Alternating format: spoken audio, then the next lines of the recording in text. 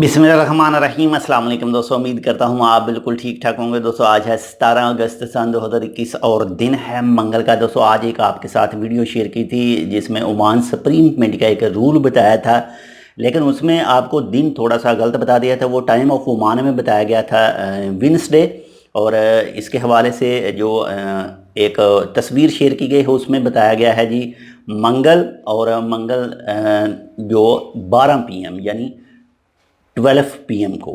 तो बाकी कुछ दोस्त कमेंट कर रहे थे कि क्या हम ईरान के रास्ते से ओमान के अंदर आ सकते हैं, क्योंकि ईरान की तरफ से और इसके अलावा जो इराक़ है वहाँ से कहा गया है कि जो भी ट्रैवल करके ओमान के अंदर आएंगे उनको जो होटल की करंतना है वो करनी पड़ेगी, यानी जो इदारा जाती करंतना है वो करनी पड़ेगी।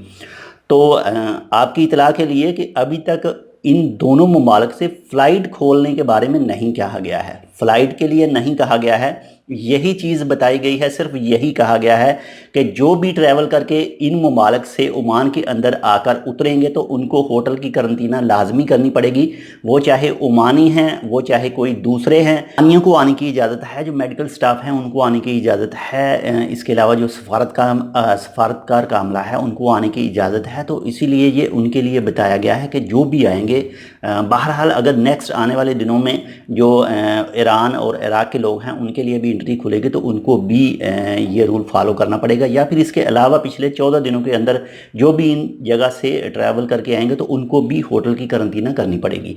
तो ये इनके लिए है। बाकी इसके हवाले से जैसे कोई मज़ीद दूसरे ममालिक के लिए कोई अपडेट आती है तो इंशाल्लाह आपके साथ शेयर करते हैं।